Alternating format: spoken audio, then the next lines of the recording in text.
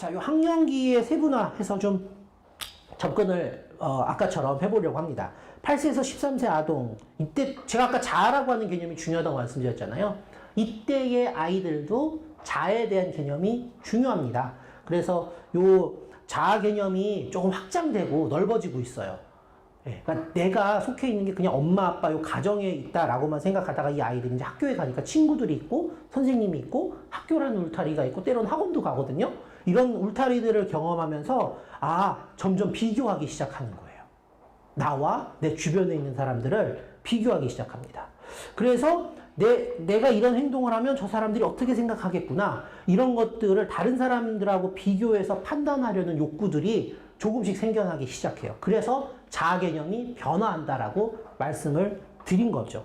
자, 여기서 연결해서 아동의 이 자존감을 높여줄 때, 자존감이 높아지면 아이들이 어떤 특징을 보이기 시작하냐면요. 자기의 장단점을 잘 이해합니다. 나는 이런 거를 잘하지. 나는 이런 걸 참 잘하지. 근데 나는 그런 거 저런 친구는 저렇게 하는데 나는 저건 잘 못하지. 이런 것들을 자기가 스스로 이해하기 시작하는 거예요. 부모가 딱 찍어서 이렇게 선생님이 딱 찍어서 이렇게 가르쳐 주시는 게 아니라 아이가 보고 스스로 자기가 잘하는 게 어떤 거고 자기가 아무리 노력해도 조금 어려운 부분은 뭔지를 스스로 확인할 수 있게 되는 거죠. 자, 그러다 보면 어떻게 되냐면 자기의 특성이나 능력을 긍정적으로 받아들이게 돼요. 쟤는 저거 못하지. 나는 쟤가 못하는 이런 걸 잘하잖아. 이런 것들을 잘 할 수 있게 된다는 점입니다. 이러면서 발달하는 게 뭐냐면 자아 효능감에 대한 부분입니다. 자아 효능. 아까 자아 존중감 이야기했죠? 이제 존중을 넘어서 내가 이런 거 해보니까 능력이 있는 것 같아 라고 생각을 하게 된다는 거죠. 자, 이 자아 효능감은 자기가 주어진 상황에서 스스로 그 상황을 극복해내는 힘을 갖게 하고요. 그렇게 하면서 성공적으로 내가 해나갈 수 있다라고 하는 그런 마음을 갖게 해주는 겁니다. 네, 자아 효능감을 좀 쉽게 설명드리면 그거예요. 나 이거 할 수 있구나. 나 이거 해낼 수 있는 사람이야. 라는 걸 스스로 생각할 수 있다는 게 되는 거죠. 자, 이 자아 효능감이 높아지면은 성취 수준도 높아지고 그만큼 그러니까 나에 대해서 나는 가능성 있는 사람이야. 나 할 수 있는 사람이야. 나 이런 거 잘하는 사람이잖아. 라는 거를 스스로 아이가 생각할 수 있게 된다는 점입니다. 근데 이때 이렇게 자아 효능감을 키워줘야 하는데 이 자아 효능감이 키워지지 않으면 어떻게 되냐면요. 혹시 이런 이야기 들어보셨는지 모르겠어요. 요즘은 회복 탄력성 이야기 하면서 이런 이야기들을 가끔 하는데 학습된 무기력입니다. 야, 너는 왜 그래? 쟤는 저렇게 하는데 넌 왜 그렇게 그거밖에 못하는 거야? 이런 이야기나 이런 비교에서 부정적인 비교를 계속 하다 보면 아이들은 이렇게 생각해. 난 안 되는구나. 나 쟤만큼 못하는구나. 그럼 나는 뭐 어차피 안 되는 건데.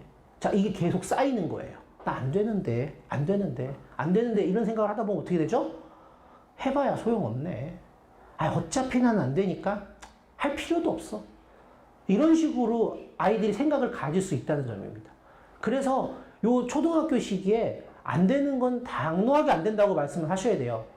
뭐 친구를 때린다든지 욕한다든지 물건을 남몰래 슬쩍하다 이런 거는 나쁜 거니까 반드시 얘기하셔야 되지만 이 아이가 가진 가능성, 아이가 그림을 잘 못 그려요. 그러면 너 왜 이렇게 못 그려? 이게 아니라 그거 못 그리는 거 괜찮아. 요거만 지금 여기서 요만큼만 잘 그리면 되는 거야. 넌 대신에 운동도 잘하잖아. 운동 더 열심히 하면 돼. 그래 건강하니까 됐어. 괜찮아. 이런 식으로 아이가 가진 효능감을 키워주셔야 하는 시기라는 점입니다. 자, 이때 아이들은 어떤 개념을 이제 생각하게 되냐면 근면성과 도덕성에 대한 부분을 이제 판단하게 돼요. 왜 그러냐면 다른 사람하고 비교하기 시작하잖아요. 다른 사람하고 비교하면서 내가 이런 부분은 이렇구나. 자기를 비교하면서 점점 자신에 대해서 생각하게 되는, 고민하게 되는 이런 시기다 보니까 다른 사람이 잘하는 걸 보면서 나도 잘해야겠구나. 나도 열심히 해야겠구나라는 근면성.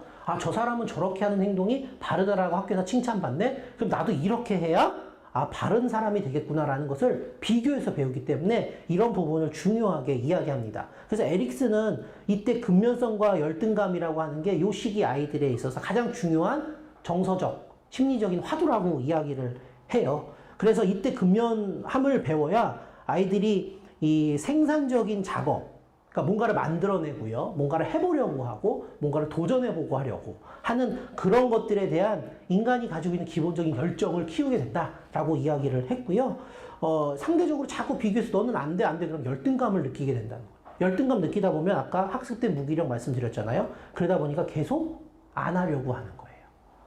도전의식도 줄어들게 되는 거예요.